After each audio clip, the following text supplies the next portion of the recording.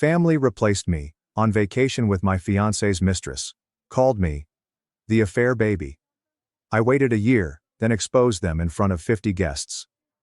I, 22 female, need some serious guidance on how to deal with any of this. I discovered about a week ago that my entire family had been assisting my fiancé, 23 male, in concealing his affair with my closest friend, 23 female. I made this account since I honestly don't have anyone else to tell this to. Honestly, my brain assumed that internet strangers would be the greatest option. Fortunately, none of my relatives or friends use Reddit. To provide additional emotional context, my fiancé and I have been together since 8th grade, on and off till 2020. I apologize if this is too long, but there is so lot to process, and I just want to refresh myself with everything I have while also figuring out how to approach my family, best friend, and fiancé with respect. To provide perspective, below are their names and ages. John, a half-brother, is 26 years old. Mary equals half-sister, 27. My mother, Angie, is 56 years old. Peach is my best friend, and soon-to-be ex-best friend. Alex is my fiancé, soon-to-be ex. So, a week ago, Alex was taking a shower and left his phone on the bed. My fiancé and I have an open phone policy, as we have both been cheated on in previous relationships. Go figure. Seeing my circumstance, I packed my suitcase for a family trip that would begin after my rehearsal supper tomorrow. I could hear his phone continuously going off. He yelled from the shower that I should mute his phone. I went to get his phone and discovered that it was Peach calling him. I was intrigued at first, but since she was a member of my bridal party, I didn't think it was too strange. I muted the phone and quickly messaged Peach using my own phone. Here's a paraphrase of our conversation. My response. Hey Peach, my fiancé is in the shower RN. What did you need? Peach, as usual. Oh, nothing LOL, just wanted to confirm with him the flowers for your bouquet and aisle. Your mom. That's weird. I didn't change my mind on any flowers or anything. The florist was contacted last month and everything was paid for already by Tony. Tony is the man who married my mom. Mrs. Peach. Are you sure? I remember him telling me you changed your mind. After that, there was the normal wedding discussion. In retrospect, I should have thought it strange that she would phone him 6 times to confirm a flower pick, when she could have just texted me or Alex. When Alex got out of the shower, I informed him Peach had tried phoning him about my flower selections. I asked him what made him think I'd changed my mind about the wedding flowers. He paused for a moment. I now realize he was procrastinating and making the, "oh, I'm thinking" face. He then stated that he believed I had mentioned it in passing during dinner. I told him I didn't remember that. He then shrugged, grabbed his phone, and returned to the bathroom. I hate to be one of those folks, but for once, my stomach sank. I couldn't shake this paranoid feeling. I tried to convince myself that it was just my previous infidelity trauma coming back, but I couldn't let it go. Alex and I had dinner, and I pushed through until it was time for bed. I feigned to sleep first. Alex and I normally cuddle to sleep. When I knew he was sound asleep, I proceeded to check his phone again. I checked his Instagram, Snapchat and iMessage but couldn't discover anything. I then visited his Facebook Messenger. He uses Messenger to communicate with his family overseas. I just saw his immediate family, and the majority of the messages were about buying plane tickets to attend the wedding. We were scheduled to get married in December with a winter wonderland theme. However, in prior partnerships I investigated his Messenger archives. That's when the horrible truth became clear. There was a group chat with Peach, Alex, John, Angie and Mary. The group chat was created a year ago, after Alex and Peach admitted to having an affair with my family. My mother initially shamed them, but later questioned Alex whether he truly loved Peach, since, you can't help who you love. Yeah, a terrific mother. That was incredibly helpful. He claimed he was very certain and that he also loved me. TF. Then Mary and John suggested that he, as Alex, approach me about an open relationship. They are both in open relationships and married, and it appears to be working for them wherever they dwell. At this point, he and I were already engaged. Alex mentioned that it seemed too deep to bring up. Angie, my mother, even though I despise the term at this point, stated that they would cover for Alex and Peach until he felt confident enough to discuss an open relationship with me. As I read, all I could think was, how could my family betray me like that? Peach, how could you betray me like that? We have been buddies since kindergarten. We even grew up alongside Alex. How could she possibly fuck my fiancé while yet claiming to love him? All of this in this horrible group chat, and Alex has the guts to declare he loves me as well. For him to experience firsthand what it is like to be betrayed. I really wanted to vomit. However, I was only taking screenshot after screenshot. As I read further, I discovered that Peach had taken my place on our previous family trip. I suffered an extremely severe stomach bug a while back, so I didn't go. I can't imagine what they did on the trip, and the fact that my mother was all right with it all, I believe, is what stings the most. The fact that she's known my fiancé was cheating on me for a year is what's taking the longest to deal with. I believe there is more in the group conversation, but these were the main themes. I've known for a full week. It's been eating at me inside and I want to scream and curse them all out. I want to ruin their life like they did mine. It all hurts so deeply, and I just need some guidance on how to address them. How should I even begin? What can I possibly say? The wrath I feel is so strong that I fear that if I let it all out, I would appear insane. Please Reddit. Anything will help. I plan to face them tomorrow at our rehearsal dinner. Additional details from OOP. I have some new material to offer to some frequently asked questions. Why are you hosting the rehearsal dinner so early? Alex and I agreed on 3 rehearsal dinners. One for my family friends, one for his family friends in town, and one for our families united. Our families and social groups are large, and most people had conflicting schedules on the one day we attempted to plan. So, to suit everyone, we simply divided them into groups and scheduled dates that worked best for them. Is Alex living with me? Yes. I purchased the apartment while he was living with his housemates in his dorm. I let him move in because he and his roommates couldn't get along after some friend drama. We've lived together for 2 years. His name isn't on the lease. I did some research and will absolutely use it to my advantage. We have a cat, but after all of this, she's staying with me, and I'll fight him tooth and nail for her. Half-siblings both had open marriages. Yes. They jumped on the humans aren't meant to be monogamous bandwagon. They both have poly relationships, which they discussed with their partners. So, on their end, nothing is wrong. My relationship with my mother? At best, it is a combination of tumult and serenity. When I reached the age of 18, she apologized for the emotional and mental torture she had subjected me to during my childhood. I assumed she was genuinely sorry, and we were striving to repair our relationship. With all of this, I'm not convinced we had one to develop in the first place. I am her affair baby, as I have been dubbed. My mother is deeply devout, and she believed that if she confessed, she would be rescued and redeemed. The reverse occurred. She was booted out of her church group. Anyone who lives in a small town is aware that rumors spread quickly. Tony, my mother's husband, forgave her and chose to relocate to improve their image, I suppose. According to one Redditor, this episode could be the reason she hates me. But I can't understand how this could be my fault, or why she would hang on to that grudge for so long. Does anyone know that I saw the messages? Once I took the screenshots, I removed them from his phone and saved them on mine. I have a passcode for my gallery, NSFW content. I changed my code, and Alex has not checked my phone, so I feel protected in that regard. I changed the passcode, and if he asks, I'll simply give him some BS. Lie about how my niece attempted to peek at images, and I had to change it. When was the wedding? December 17th. Who paid for the wedding? The wedding was organized by myself, Alex, my stepfather, and my cousin. My mother handled the more diplomatic aspects, such as invitations and our gift registry. Hopefully, this provides enough further information for some people. I appreciate it all. I am going to bed soon to prepare for tomorrow. I know tomorrow will be a long and emotional day, but I am confident that with all of your support, I will do well. I'm aiming to at least update once. Hello everyone. It's been approximately 3 hours since the rehearsal supper. Everything is right now. But I'm glad the difficult part is finished. I simply wanted to say something fast before sharing the update.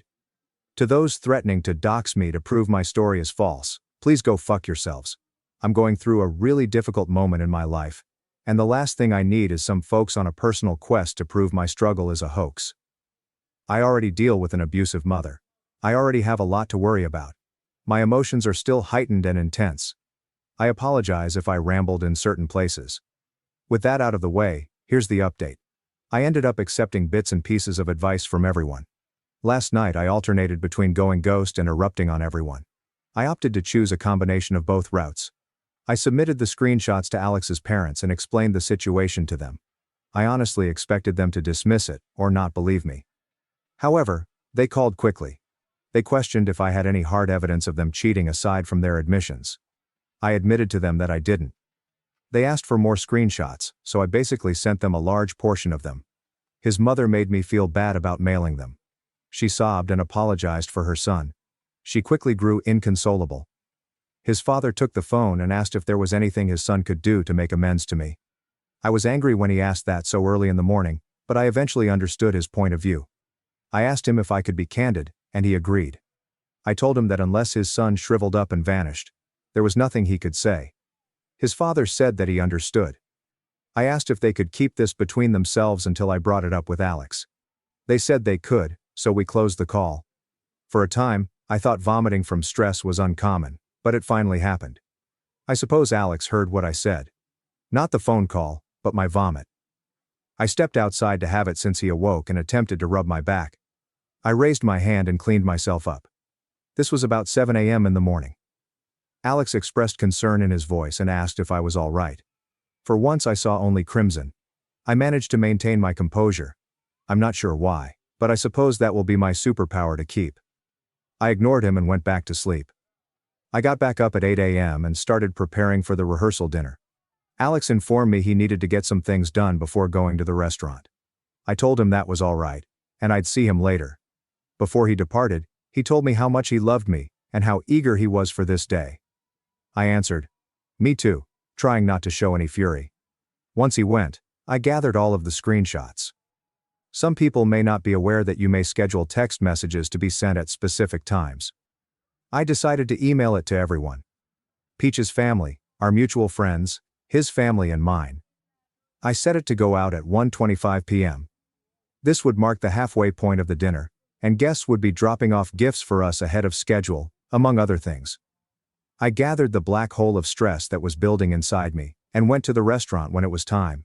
My mother and her spouse were already present. My mother hugged me, and I could only stand there. To have her hands on me felt like she was directly violating my spirit. I gave her a brief tap embrace so she wouldn't become suspicious, and we went inside. Guests began to arrive and everyone was remarkably on time, except for my grandparents who walked slowly, so I couldn't blame them. Once everyone had gathered, Alex went on about how glad he was that everyone could attend and how excited he was for his family. The next dinner was intended to be on November 20th. He remarked how I was the love of his life and how glad he was that our families would meet and we could become one. I wanted to question him how he could say such a thing, but all I got was false grins and nods. Peach was basically appearing like a dumb dog, smiling and applauding for us. It's simply mind-boggling to watch how far people would go to get what they want. I could barely eat because the worry was overwhelming me. People's phones started vibrating about the time I specified for the texts. Alex and Peach's phones blew up. I'd like to mention that, for once, a genuine smile appeared on my face. It was like witnessing an entire kingdom disintegrate and fall. Peach and Alex's shocked expressions when they saw me were priceless. It is the one memory I will cherish from this sad day. My aunt went crazy. She began calling my mother a horrible, heartless bitch again and over. My mother quickly checked her phone and discovered I had forwarded the screenshots. She screamed and became enraged, accusing me of once again attempting to ruin her life. As some of you observed, she still appears to be distraught about being caught having an affair and being shunned. The most hurtful reaction came from my grandparents, who began yelling at my mother. My grandma and a few of our other guests were trying to hold my aunt back as she began yelling every expletive she could. My grandfather was screaming at my mother that he hadn't raised a whore. Everyone is in a state of hysterical yelling and wailing. My other bridesmaids were cursing at Peach and called her a slut. I hate to confess it, but I found satisfaction in it. My grandfather went on to shout at Alex, saying things I can't express here since he was so graphic. I just began laughing and sobbing. I experienced so many feelings that I honestly believe my body didn't know what to do, so it did everything. The tears continued pouring. My cousin escorted me outside as quickly as she could, as Alex pursued us. He kept yelling my name and begged to speak. He wanted to chat, as most of you recommended, to clarify his point of view. I ignored him, as my cousin pushed him away from her car so she could get inside and drive away. She escorted me to my aunt's house and instructed me not to open the door for anyone. I felt like a kid being left at home alone. LOL. I did not. I just sat on the floor. That's when I simply started crying. All of the feelings I had been holding in for a week had finally surfaced. After approximately another hour, my aunt and cousin returned home. They hugged me for around 5 minutes. When we finally parted ways, I noticed my aunt had several scratches on her. I'm assuming they couldn't keep my aunt away from my mother for much longer. My aunt updated me on everything. Apparently, as my cousin drove away with me, Alex returned and began shouting at Peach for spoiling everything. They got into a yelling match, and several of our friends attempted to separate them. My grandparents, Aunt and Tony, my mother's husband, were questioning her for answers. Tony was the most incensed. Apparently, during the family trip I was unable to attend, my mother informed Tony that I had handed Peach my ticket so she could take a well-deserved rest. At this time, Tony is yelling and reading some of her messages aloud. She begged him to stop and said she could explain. My aunt went on to say that she should start explaining since all she sees is a lousy mother and a terrible person. This apparently enraged my mother, who began yelling about how much she despised me, how I had wrecked and complicated her life. She felt that she could never be happy since I was a daily reminder of her biggest mistake ever, and she regretted not aborting me when she had the opportunity. That irritated my aunt, and she pounced on her. For reference, my aunt is infertile. She referred to me as the daughter she never had. So in her mind, she went full mama bear on my birth giver, as I'm now calling her. My aunt has been a better mother to me than my mother has been in the last 22 years. To cut a long story short, I'm really becoming emotional again, and the weariness and empty stomach aren't helping. Here's everything else that happened. Tony is divorcing my mother. He has had suspicions for several months that she is cheating again. Peach revealed Alex's text to her, stating that he was sleeping with her because he believed I was becoming distant. I was working overtime at work a while back to save for his birthday, and he mentioned that he was lonely and didn't know how to bring it up with me. Peach's father bombarded her with calls and cut her off financially. Apparently this is my fault, and I am a wicked witch for ruining her, according to her texts. My mother has gone on a rant with our family, calling me an awful person for destroying her world again. I should have thought about that before condoning anything. Half-siblings felt it was not their place to say anything to me, and that I should have expected Alex to go elsewhere since humans aren't monogamous, and people love who they love. Same old, same old. A lot more has happened, but in order to keep my brain from imploding from stress and rage, I'm finally letting it out. I've been getting texts and calls from everyone, but I've left my phone in the other room. I am updating this from my aunt's computer. My aunt offered to let me stay with her until I got out of this tangled mess. I accepted it because I had no intention of returning to that place. I've already emailed my landlord, and will handle everything next week. My manager contacted me back, saying I could use some PTO for as long as I needed. I will absolutely accept it, as I am seriously considering moving somewhere quiet and serene. I'm thinking Iowa or North Carolina, where I've heard the cost of living is reasonable. I want to thank you all again. I sincerely appreciate all of the help and support I've received. After today, I'll be offline for a few days. I feel like I need to disengage from everything and just be comfortable with myself. My aunt and cousin are at my house collecting some of my belongings, including my cat. Alex is there, imploring them not to seize my belongings and instead to let me talk to him. I'm not sure what he believes a chat will do.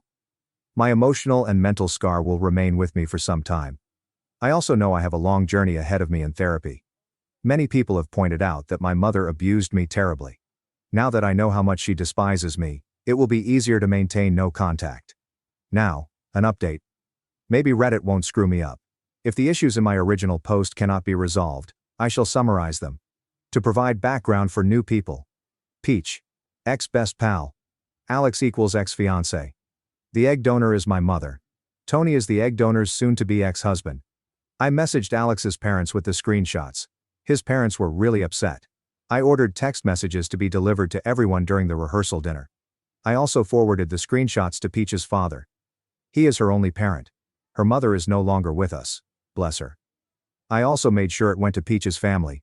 I added them to the scheduled bulk SMS after deciding they needed to know. I also forwarded them to my family, Alex's family, and my own. Everything became chaotic after the allocated time had passed. My now ex-friends were berating Peach for the reasons why things had escalated. Peach's father had cut her off financially. My grandparents, aunt and Tony began interrogating my mother for explanations.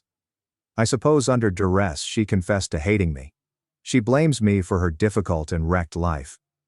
I discovered that I was the result of a long-term affair. My aunt physically assaulted my mother after she insulted me. She's proud of it, she kept telling me. When the pandemonium broke out, my cousin rushed to get me out. Alex attempted to pursue us, but my cousin got between him and escorted me to my aunt's house. This is where I'm still at. My phone has been exploding since then. When my aunt returned home, she went over everything with me again. They collected my belongings from the apartment. The most important thing to me was my cat. And this is where my previous update left off. However, things have rapidly escalated. I turned back on my phone after waking up and taking a long, hot shower. I couldn't even unlock it or clear alerts before receiving a call from one of my bridesmaids. I responded, and she immediately began yelling at me about how I could ignore Peach and Alex in their time of need. At first I was perplexed, given that I no longer care about them. I asked her not to yell at me, but she did anyway. She yelled, "Peach self-harmed." When she sent me the photographs, they were very top surface level, so the scar appeared as a small blot. Whether or not it was deep enough, it rocked me.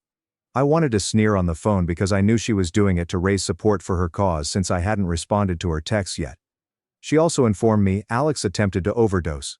His pals discovered him in my apartment, sleepy.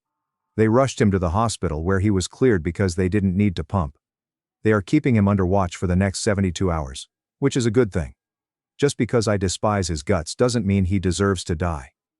Following this, my friend circle was severely divided. I have no intention of speaking with either of them because I did not respond to them prior to their actions. I don't care what they do to get attention, as long as they leave me alone. During the initial encounter with my egg donor, Tony discovered that my egg donor had lied to him, claiming that Peach may take my ticket to accompany him on the trip. They returned home and began bickering more because Tony mentioned his thoughts about my mother cheating. She began yelling at him and admitting everything. She told him that my half-siblings are not his, among other nasty things. He had to contact the police to take her off his property. Tony followed up with me this morning. Yes, he is divorcing her. His lawyers are drafting the documents within the next week or so, and they informed me that my mother admitted that I was the result of a long-term affair she had with his best buddy. My egg donor is a very vile woman, as I'm about to discover. However, after learning that Tony is receiving documents, she attempted to backpedal. She's been calling my aunt, imploring her to persuade Tony not to do this, or else she'll be homeless. She has tried calling Tony and his family, but they have all ignored her. Smile. However, this wasn't enough for my egg donor. She knew my aunt's schedule and attempted to abuse me. My cousin was still with me, so she couldn't come inside. Hearing her scream at me, however, exacerbated some of my very basic anxieties, and I began to panic. My cousin led me upstairs. Then we heard a huge crash. My mother broke through the window, ran upstairs, and assaulted me. For the first time in my life, I responded to my egg donor. I finally vented all of my rage onto her. My cousin was fighting to keep us apart, so she had to rush to get our neighbor. I only have a few scratches and bite marks, but otherwise, I am fine. I am also filing charges against my egg donor. Hopefully I can obtain a restraining order. To be honest, my mother fled before the police arrived, but I provided them with Tony's address in case she attempted to return. I see that those terrible people won't stop until they obtain a response from me. On the odd side, I received a call from my half-sister. She started to apologize, but I cut her off since I didn't want to hear it anymore. She then scoffed and had the audacity to ask me to keep my nieces while she, her husband, and her boyfriend went on a trip. I adore my nieces and nephews, but I told her to go fuck herself. If she wanted me to watch her nieces, she'd have to ask my aunt. She began yelling about how I was being unjust to her and punishing her children. I said I was punishing her. She said, "Never mind," and that I couldn't see my nieces. This was something I expected, but it still crushed my heart. I'm very sure she's telling them I despise them. I'm retaining the screenshots, and my aunt and cousin have promised to back me up if they contact me again in the future. This is everything. So much. But I honestly expect more to happen. I know one thing about my egg donor. She hates losing. I know she perceives this as a loss, and she will not stop until she wins. My half-brother has blocked me on everything, and I believe he is siding with my half-sister. I'm simply so emotional, but I wanted to give you an update. I'll update again if anything else happens. But if not, this will most likely be my final update. I just want this show to finish. In excellent news, I begin treatment next week. My aunt and cousin are already packing Alex's belongings and dropping them off with a friend of his. His name is Kyle. He's on my side and has been a great assistance to me throughout this. He dropped off my favorite fruit with my aunt this morning. He also told me that I could chat to him at any moment. I inquired if he would continue to communicate with Alex, and he answered no. He's only holding on to his belongings till his parents can pick them up. I greatly appreciate him. But that's all for now. I will post an update in the comments once I receive the restraining order.